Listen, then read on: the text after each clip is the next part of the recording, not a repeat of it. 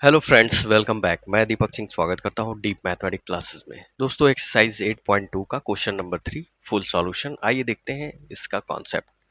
दोस्तों, question number 3 कह रहा है कि ABCD is a rectangle and PQRS is the mid point of the all sides, okay, respectively, so that quadrilateral PQRS is a rhombus. आपको rhombus show करना है, किसको? PQRS को, जो कि ये मिड पॉइंट से मिलके बने हुए हैं। किसके? रेक्टेंगल के साइड्स के। ए बी का जो मिड पॉइंट है वो P है, BC का Q and R and S, ये चारों साइड्स के मिड पॉइंट्स हैं और इसको हमने मिला लिया तो हमें एक क्वाड्रेटल मिल रहा है और इस क्वाड्रेटल को PQRS बोल रहे हैं और उसको हमको दिखाना है कि ये रोम्बस है। तो फाइनली हम इसको प्रूफ करने से पहले एक ड्रॉ कर लेते हैं कि आप डायगोनल को मिला लें। और रेक्टेंगल क्या होता है? एक पैरेललोग्राम होता है, उसके डायगोनल्स जो होते हैं एक दूसरे को वो पॉइंट पे कट करते हैं, ठीक है, इक्वल होते हैं। और रेक्टेंगल के सभी साइड्स जो होते हैं आमने सामने के वो पैरेलल होते हैं, तो A B parallel to D C, okay. तो हमारे पास क्या है कि हमने ज्वाइन कर लिया दोनों डायगोनल। उसके बाद हम एक ट्रायंगल लेते हैं ए बी सी, यहाँ पे ए बी एंड सी, ये वाला ट्रायंगल हम लेते हैं और इसमें हम मिड पॉइंट को देखते हैं पी क्यू। यहाँ आप देख रहे हैं कि मिड पॉइंट थ्योरम के थ्रू हमें क्या क्या मिल सकता है इस ट्रायंगल में, कि A C parallel to P Q and P Q half half A C. ये मिड पॉइंट थ्योरम से हमें फाइंड हो जाएगा, एक ही ट्रायंगल में है। फाइनली बेस आपका ए सी है, तो ये कंडीशन जो है हमें पहले से ही पता है मिड पॉइंट थ्योरम के आधार पे कि पी क्यू ए सी के पैरेलल है एंड पी क्यू की वैल्यू ए सी का हाफ है। तो ये पी क्यू वैल्यू जो होती है पी क्यू की, वो हाफ है ए सी का और पैरेलल भी है, दोनों लाइनें एक दूसरे के पैरेलल है। अब यही ए सी जो है दूसरे ट्रायंगल इसको लेते हैं, ठीक है, और मिड पॉइंट थ्योरम से हम देखते हैं कि आर एस, एस आर या आर एस, ये दोनों पॉइंट्स जो है मिड पॉइंट है इस साइड्स के, ठीक है। तो ये भी पैरेलल होंगी मिड पॉइंट थ्योरम से, वो भी फाइनली हमें सिमिलरली ए डी सी जो है लेते हैं और इसमें हमें मिड पॉइंट थ्योरम से ये फाइंड आउट हो जाता है कि आर एस जो है ए सी के पैरेलल है और पी क्यू जो है ए सी के ही पैरेलल है, तो ये दोनों भी पैरेलल होंगे। तो पी क्यू और आर एस आपस में पैरेलल हो गए, जैसा कि हम पिछले सभी प्रश्नों में देख चुके हैं, ठीक है। तो हमने फाइनली प्रूफ कर दिया कि ये जो पी क्यू और आर एस जो है आपस में पैरेलल है, क्योंकि वो एक ही लाइन से पैरेलल है। वो एक लाइन कौन सी है? ए सी। तो जब मैं तुम्हारे जैसा, तू मेरे जैसा, ठीक है, ओके, तो दोनों सेम हो गए। तो clearly P Q R S जो है पैरेलल हो गया और इक्वल भी हो गया, क्योंकि वैल्यू में भी क्या है, पी क्यू जो है और आर एस जो है ए सी का ही हाफ है, तो दोनों की वैल्यू भी सेम हो गई।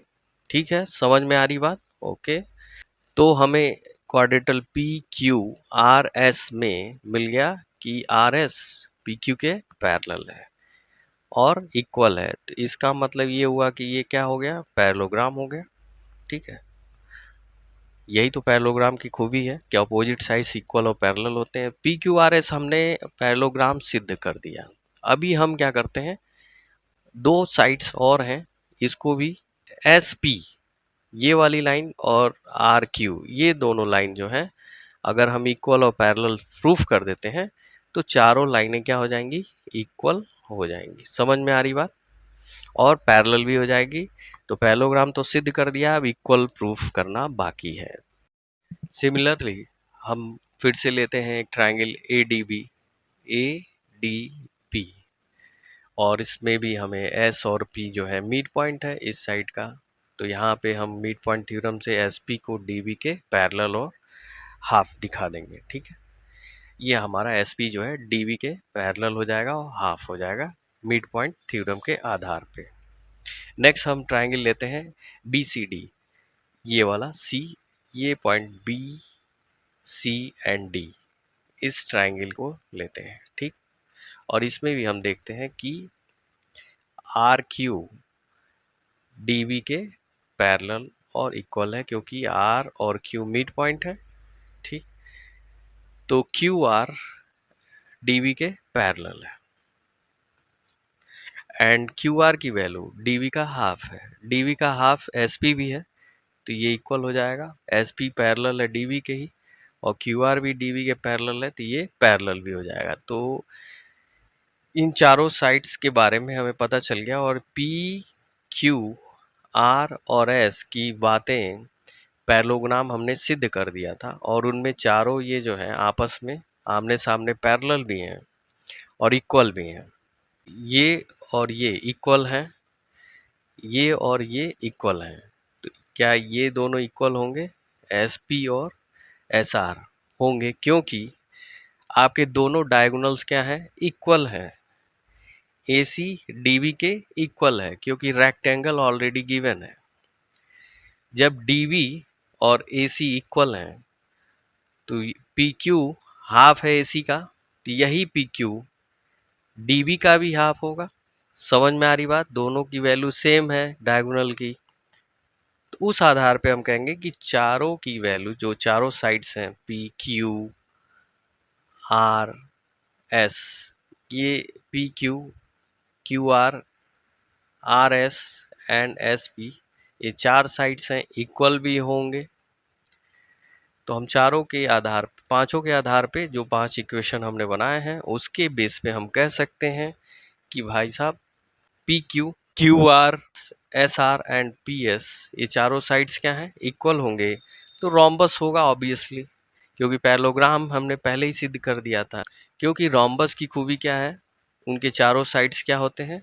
इक्वल होते हैं, ठीक है, और ये एक पैरेललोग्राम होता है, ठीक है, लेकिन 90 डिग्री के एंगल्स नहीं बनाते हैं। समझ में आ रही बात? डायगोनल्स बनाते हैं, बट ये कॉर्नर्स इसके 90 डिग्री नहीं बनाते हैं।